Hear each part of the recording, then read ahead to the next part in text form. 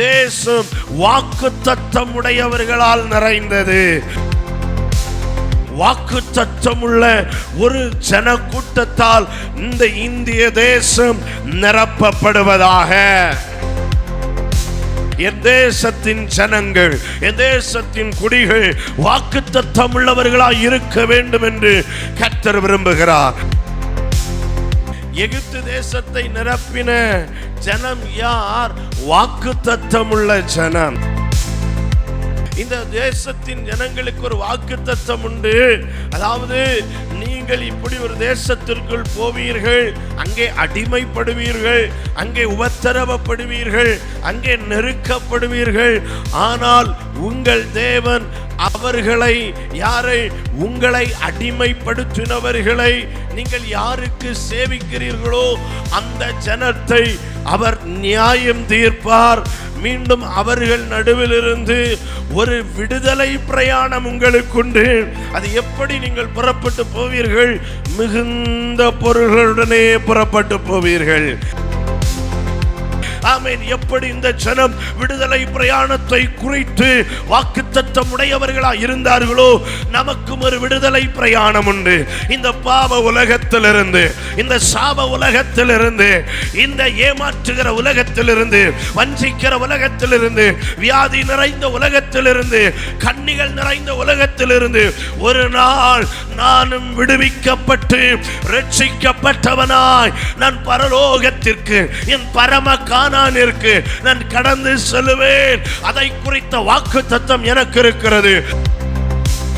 எத்தனை பேர் புரிந்து கொள்ளுகிறீங்க? நான் அனுபவிக்கிற துன்பத்தை குறித்து வாக்குத்தத்தம் உண்டு. நான் அனுபவிக்கிற உபத்திரவத்தை குறித்து எனக்கு வாக்குத்தத்தம் உண்டு. நான் இருக்கிற காலத்தை குறித்து எனக்கு வாக்குத்தத்தம் உண்டு. நான் அனுபவிக்கிற அக சந்தோஷத்தை குறித்த வாக்குத்தத்தம் உண்டு. இந்த வாக்குத்தத்தங்களை சுமந்து கொண்டுதான் நாம் ஒவ்வொரு நாளும் கர்த்தரை ஆராதிக்கிறோம்.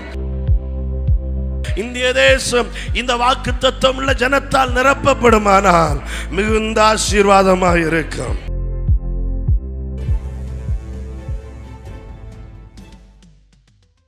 நேரம் சிந்திக்கும்படிக்கு பரிசுத்த ஆவியானவர் நமக்கு தருகிற ஒரு வேத வார்த்தைக்கு நேராக நம்முடைய சிந்தைகளை திருப்பிக் கொள்வோம்.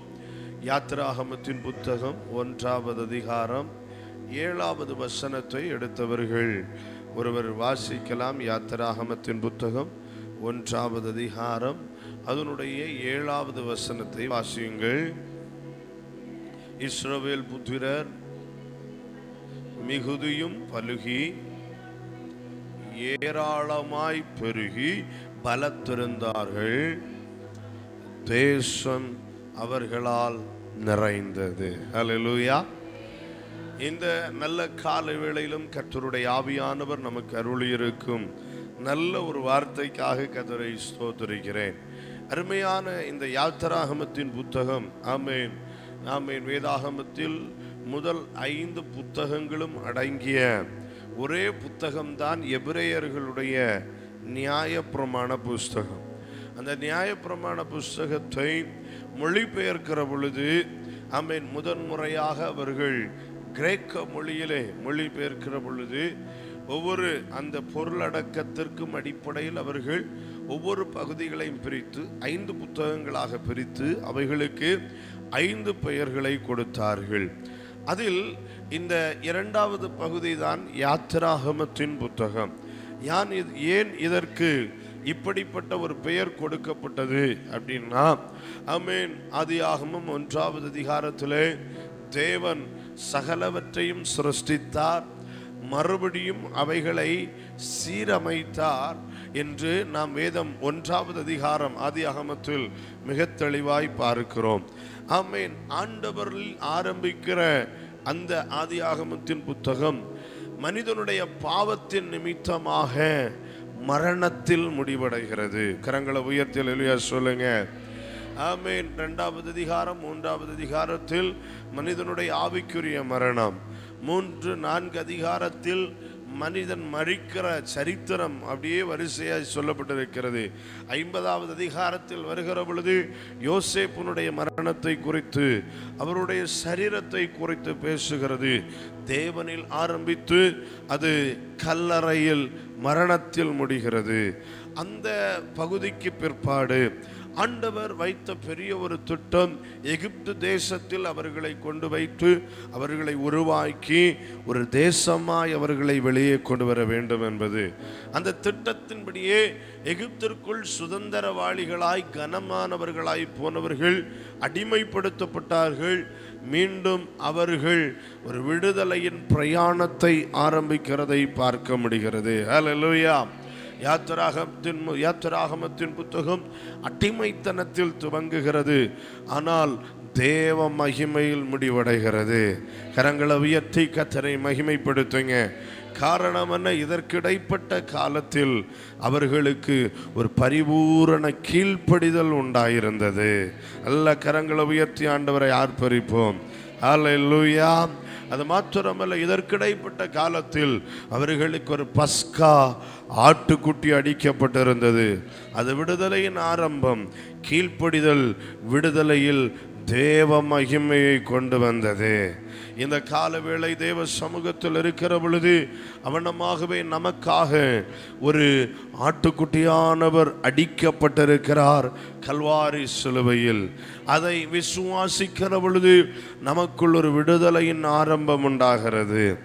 ஆமீன். தொடர்ந்து அவருடைய வார்த்தைக்கும் அவருடைய கற்பனைகளுக்கும் அவருடைய நடத்துதலுக்கும் கீழ்ப்படுகிற பொழுது தேவ மகிமையினால் நம்முடைய வாழ்க்கை நிரப்பப்படும் என்பதற்கு சந்தேகமே இல்லை. எத்தனை பேர் ஆமீன் சொல்றீங்க? எத்தனை பேர் கீழ்ப்படி ஆயத்தமா இருக்கிறீங்க? நிச்சயம் கர்த்தர் நம்மை ஆசீர்வதிப்பார். வாசிக்க கேட்ட வேத வசனம் இந்த சம்பவங்களினுடைய ஒரு முன்னுரை பகுதியாக இருக்கிறது. இருப்பினும் அந்த பகுதியில் பயங்கரமான அர்த்தங்கள், ஆழமான சத்தியங்கள் இருக்கிறது. அதில் ஒரு பகுதியை பரிசுத்த ஆவியானவர் இன்று காலை நம்மோடு கூட பேச விரும்புகிறார். இஸ்ரவேல் புத்திரர் மிகவும் மிகுதியும் பலுகி ஏராளமாய் பெருகி பலத்திருந்தார்கள், தேசம் அவர்களால் நிறைந்தது. இன்றைக்கு கர்த்தர் சொல்லுகிற வார்த்தை, தேசம் அவர்களால் நிறைந்தது. ஹல்லேலூயா. நான் இப்படி ஒரு தலைப்பு கொடுக்கிறேன், தேசம் நிறையும். ஒரு ஹல்லேலூயா சொல்லுங்க பார்க்கலாம். எத்தனை பேர் விசுவாசிக்கிறீங்க? நான் வாழ்ந்து கொண்டிருக்கிற இந்த இந்திய தேசம் நிறையும். ஹல்லேலூயா. நான் வாழ்ந்து கொண்டிருக்கிற இந்திய தேசம் நிறையும் என்பதில் சந்தேகமே இல்லை. தேவனுக்கு பெரிய திட்டங்கள் இருக்கிறது பூமியை குறித்து. ஆமா, இந்த பூமி கர்த்தருடைய மகிமையினால் நிறைய வேண்டும் என்பது தேவ திட்டம். இந்த பூமி கர்த்தரை அறிகிற அறிவினால் நிரம்ப வேண்டும் என்பது தேவ திட்டம், தேவனுடைய வாக்குத்தத்தமும் கூட. இந்த பூமி கர்த்தருடைய காருண்யத்தினால் நிரப்பப்படும். இந்த பூமி மகிமையினால் நிரப்பப்படும். இந்த பூமி கர்த்தரை அறிகிற அறிவினால் நிரப்பப்படும். அவனமாகவே இந்த பூமியே நிரப்பப்படுமானால் நாம் வாழ்கிற தேசம் ஏன் நிரப்பப்படாது? எத்தனை பேர் ஆமேன் என்று சொல்லுவீங்க? எத்தனை பேர் அதை உணர்கிறீர்கள்? ஹல்லேலூயா. ஆமென். என் தேசம் நிறையும். எல்லாரும் சொல்லுங்க இந்த வார்த்தையை, என் தேசம் நிறையும். ஆமென். மகிமையினாலும் நிறையும், கர்த்தரை அறிகிற அறிவினாலும் நிறையும், காருண்யத்தினாலும் நிறையும். ஆனால் இந்த காலவேளை கர்த்தர் சற்று வித்தியாசமாய் இங்கே சொல்லுகிறார், தேசம் அவர்களால் நிறைந்தது. ஆமென். சில ஜன கூட்டத்தால் தேசம் நிறைந்தது போல இந்த நாட்களில் நாம் வாழ்கிற இந்த இந்திய தேசம், ஆமென், சில ஜன கூட்டத்தால் நிரம்ப போகிறது. ஒருவேளை சொல்லலாம், ஆமென் பாஸ்டர், உண்மைதான். இந்த ஆமென் உலகத்திலேயே மிக வேகமாய் மக்கள் தொகையில வளர்ந்துகிட்டே இருக்கிறோம், சீக்கிரமா நிரப்பிடலாம். அது இருக்கட்டும். ஆனா எவ்வளவு ஜனங்கள் இருந்தாலும் அதன் நடுவில் ஒரு ஜனம் பரவி நிரப்ப போகிறது இந்த தேசத்தை. இந்த தேசத்தை நிரப்ப போகிறது. இது தேவ திட்டமாயிருக்கிறது. அந்த சத்தத்தை உங்களோடு கூட இந்த கால வேளை கர்த்தருடைய ஆவியானவர் பகிர்ந்து கொள்ள விரும்புகிறார். யாரால் தேசம் நிறைந்திருந்தது? அன்றைக்கு அந்த எகிப்து தேசத்தை குறித்து பேசப்படுகிறது. எகிப்து தேசம் இவ்வுலகத்திற்கு அடையாளமாயிருக்கிறது. உலக அடிமைத்தனத்திற்கு, பிசாசின் அடிமைத்தனத்திற்கு அடையாளமாயிருக்கிறது. அந்த எகிப்து தேசம் யாரால் நிறைந்திருந்தது? யாரால் நிரப்பப்பட்டது அப்படின்னு பார்த்தீங்கன்னா, ஒன்று தேசம் வாக்குத்தத்தம் பண்ணப்பட்டவர்களால் நிரப்பப்பட்டது. எல்லாரும் சொல்லுங்க, யாரால நிரப்பப்பட்டுச்சு? ஆமென்.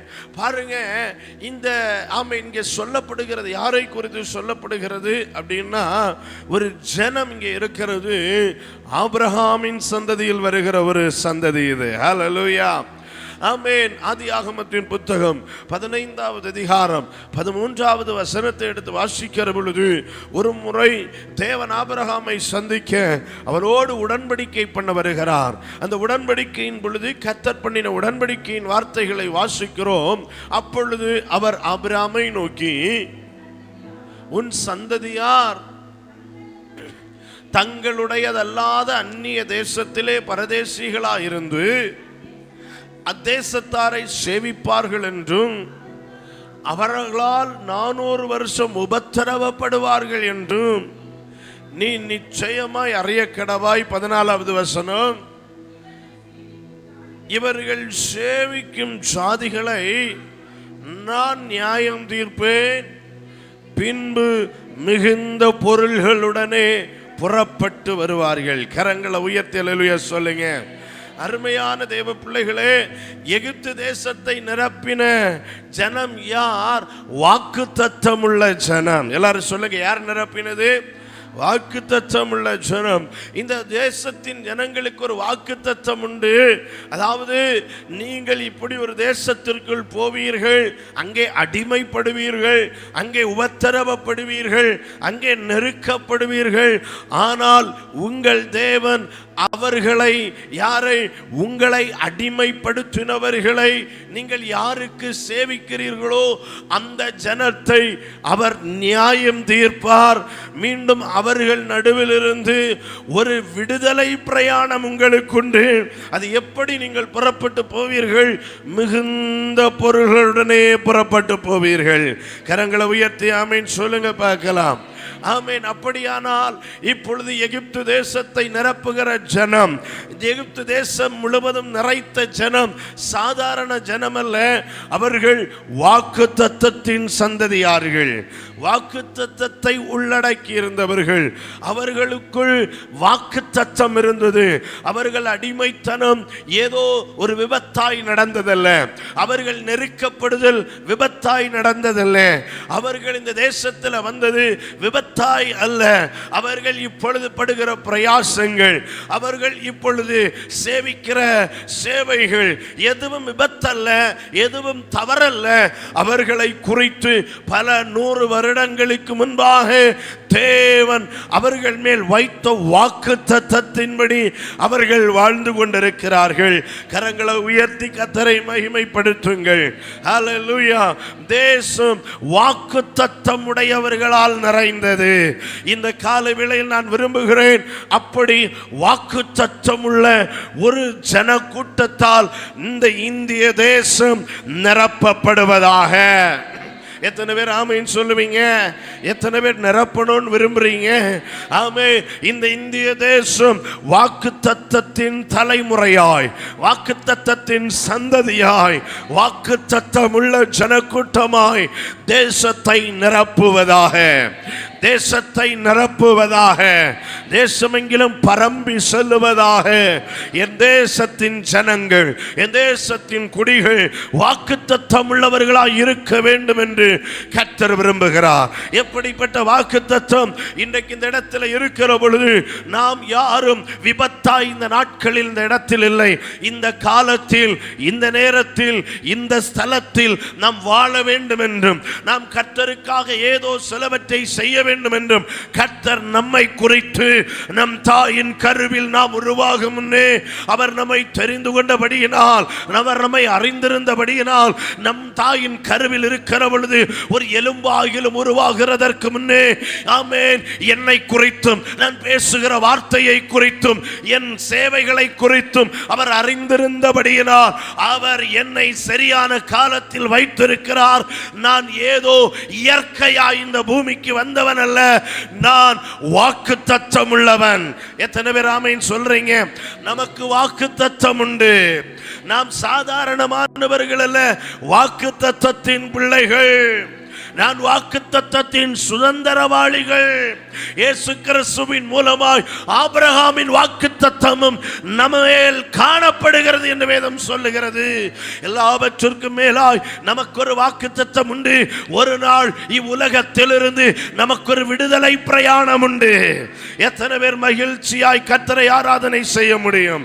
ஆமென். எப்படி இந்த ஜனம் விடுதலை பிரயாணத்தை குறித்து வாக்குத்தத்தம் உடையவர்களாய் இருந்தார்களோ, நமக்கும் ஒரு விடுதலை பிரயாணம் உண்டு.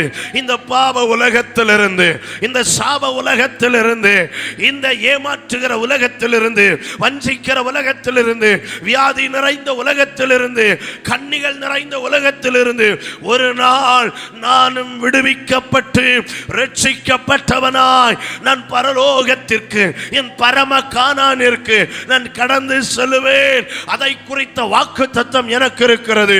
யோவான் 14 அதிகாரம் 1, 2, 3 வசனங்கள் சொல்லுகிறது, உங்கள் இருதயம் கலங்காதிருப்பதாக நீங்கள் என்னிடத்தில் விசுவாசமாயிருங்கள், தேவனிடத்திலும் விசுவாசமாயிருங்கள்.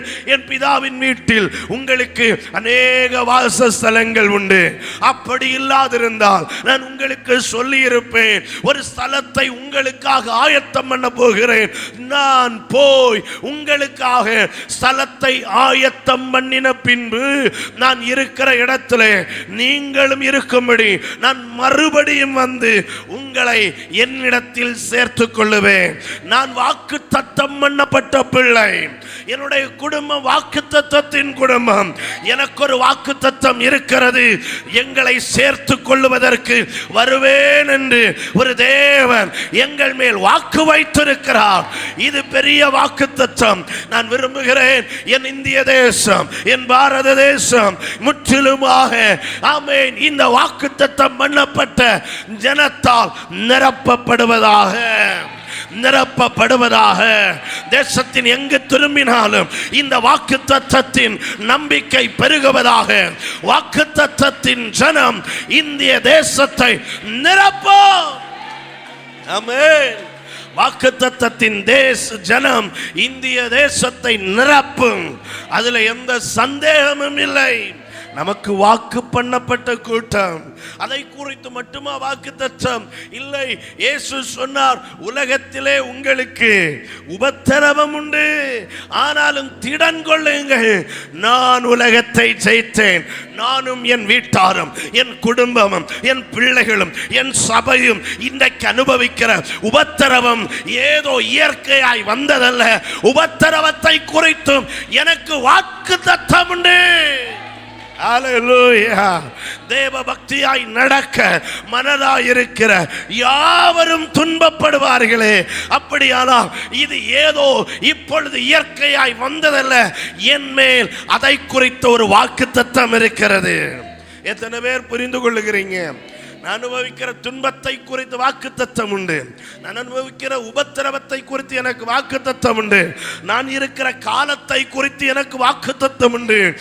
நான் அனுபவிக்கிற அக சந்தோஷத்தை குறித்த வாக்குத்தத்தம் உண்டு. எத்தனை பேர் கர்த்தருக்கு மகிமை செலுத்த முடியும்? என்னுடைய எதிர்காலத்தை குறித்து எனக்கு வாக்குத்தத்தம் உண்டு. நான் பரலோக நம்பிக்கை உள்ளவன். நான் பரலோகத்தை பார்த்து பிரயாணிக்கிறவன், நான் ஜீவனுக்கு நேராக புறப்படுகிறவன். இந்த இடத்துல இருக்கிற அநேகர் பல தேவைகளோடு வந்திருக்கலாம். ஆனால் கர்த்தர் சொல்லுகிறார், தேசம் அவர்களால் நிறைந்தது என்று எழுதப்பட்டது போல இந்த இந்திய தேசம் ஜனமே, ஆமென், வாக்குத்தத்தம் உடையவர்களால் நிறையப்பட வேண்டிய காலம் இது. அதற்காய் பிரயாசப்பட வேண்டிய காலம் அது. அதற்காக முயற்சி எடுக்க வேண்டிய காலம் இது. இது ஆமென், வாக்குத்தத்தத்தின் சந்ததி தேசத்தை நிரப்புகிற காலம். ஹல்லேலூயா. வேற இந்த வாக்குத்தத்தம் அதெல்லாம் இரண்டாவது. இது வாக்குத்தத்தம் உள்ள ஜனம்.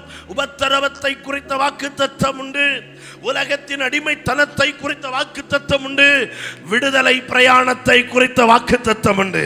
இந்த வாக்குத்தத்தங்களை சுமந்து கொண்டுதான் நாம் ஒவ்வொரு நாளும் கர்த்தரை ஆராதிக்கிறோம். எத்தனை பேர் கர்த்தருக்கு மகிமை செலுத்துறீங்க? இந்திய தேசம் இந்த வாக்குத்தத்தம் உள்ள ஜனத்தால் நிரப்பப்படுமானால் மிகுந்த ஆசீர்வாதமாக இருக்கும்.